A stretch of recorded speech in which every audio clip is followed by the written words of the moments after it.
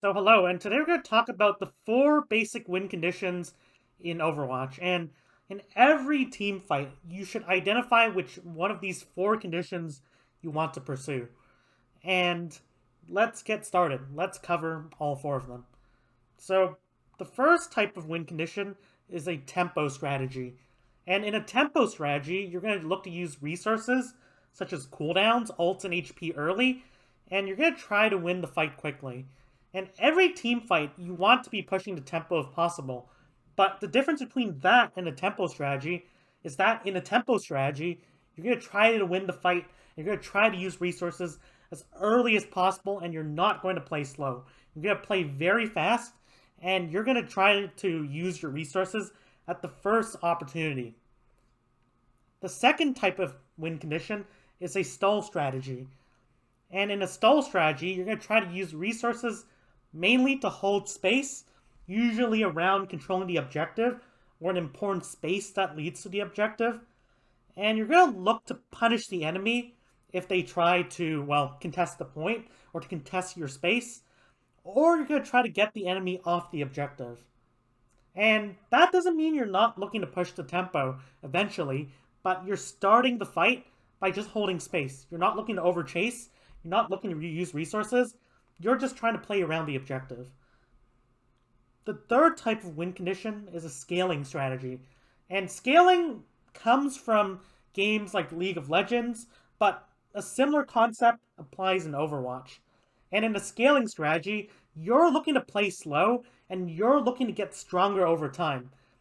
In essence, you're looking to just create a win condition instead of forcing one like you would do in a tempo strategy. And how you scale depends on comp, but usually it means either you're poking the enemy out or staging for an engage on the enemy if your comp relies more on positioning.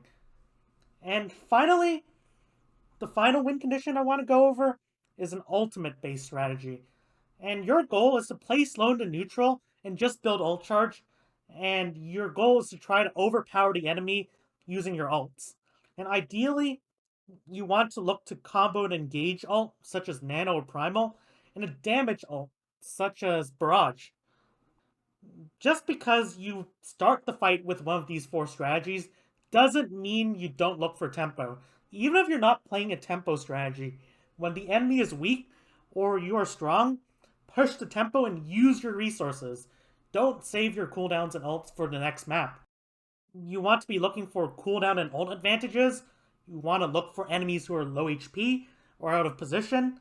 And you just want to see how much pressure you're putting on the enemy and whether committing a resource will just turn that pressure into a win.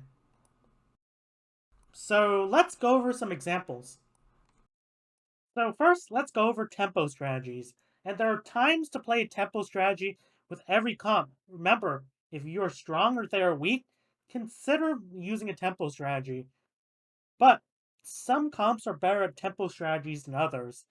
An example might be a six-man comp or certain Rhine comps with very explosive DPS. They are very good at tempo strategies. Why? Because the heroes are very cooldown dependent. The cooldowns themselves are very explosive, like think Doom Punch, Lucio Amp Speed, Winston Leap and Bubble, and Diva Micro Missiles. And finally, a stalwart of tempo comps is Lucio. And why? Because Lucio allows you to force the tempo and prevents the enemy from kiting. And my key tip is to prioritize speed over quality. Your engage will most likely be crude. You might have to run it down, you might have to kill targets that are hard to kill, like tanks, or you might have to make risky rotations and run through enemy sightlines. But the worst thing you can do is hesitate. And it is very important to plan in advance when you're going to pursue a tempo strategy. Because the sooner you can make your plan, the less time you spend just standing there and getting poked out, and the more time you can have to kill the enemy and to win the fight. So, right here, Fuel are going to pursue a tempo strategy. And since they're running six man, this is what their default strategy is going to be. They could play it slow and try to farm coal, but they're so far away from coal that they might as well just look to push the tempo and look to win the fight quickly, instead of wasting 1 or 2 minutes trying to build that ult. So right here, we'll see how Fuel play this out. So we see Fuel, they're going to just run it down. And they see Mercy out of position, as well as Gator overextended. So they just go for it.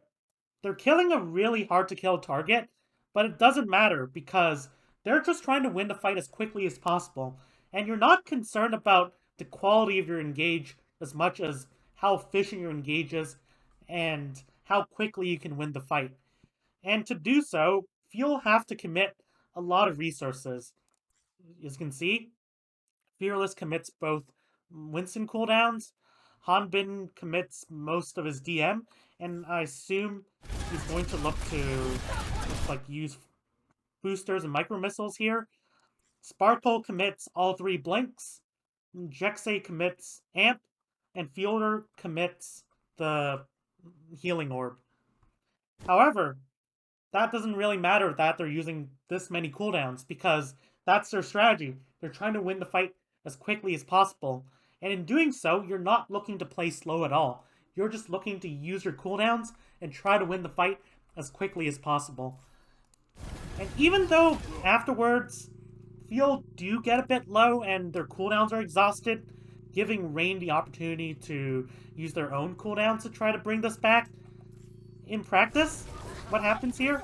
They win the fight so quickly that Rain don't even have time. Like, Rain just died before they have time to use their cooldowns and try to save this fight.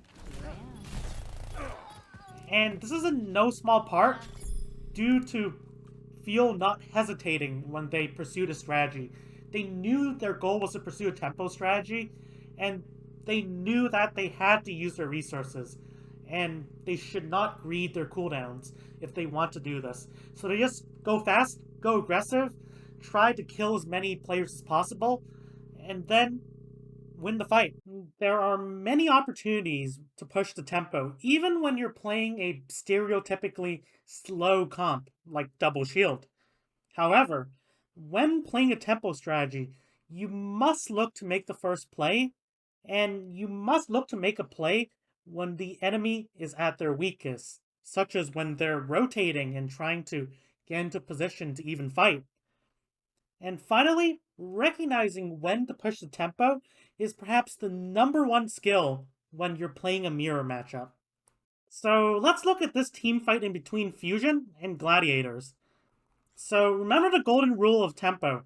When you are strong, or they are in a weak position, look to push the tempo. Don't hesitate to use your ults, don't hesitate to use your cooldowns, and don't be afraid to make the first play. So let's see if Gladiators can actually do that this fight. Whether they are actually strong, or whether Fusion is weak. So right here, Glads have Dragon Strike, Glads have both tank ults, Glads have Window, while Fusion only have Nano, and they're not close to any other ult except maybe Rally. So right here, Gladiators are strong, while Fusion is in a weak position. So Gladiators should look to push the tempo. They should look to make the first play when Fusion are rotating. And indeed, they do just that. So right here, Fusion are coming out of the spawn doors. And we'll see Gladiators make a wonderful tempo play here. So right here, they look to pop the window. And they look to use Hulk. They look to all push up as a team. Birdwing, Skewed, and both tanks, as well as Shu, they all push up and look to use the window. Tempo is a team effort. And in doing so, by just using one of their ults, they get the kill on Mono. And by doing so, they win the fight. And right here, Birdwing commits the Dragon Strike to confirm the fight win. It is very important when you're pursuing a tempo strategy to not be afraid to use your resources, even if it is to confirm a fight. And right here, even though Birdwing does die from Carpe here, I assume, and Fusion do look to match ultimates, By making the first play, and by using ultimates ambitiously, gladiators are able to win the fight before it really even starts.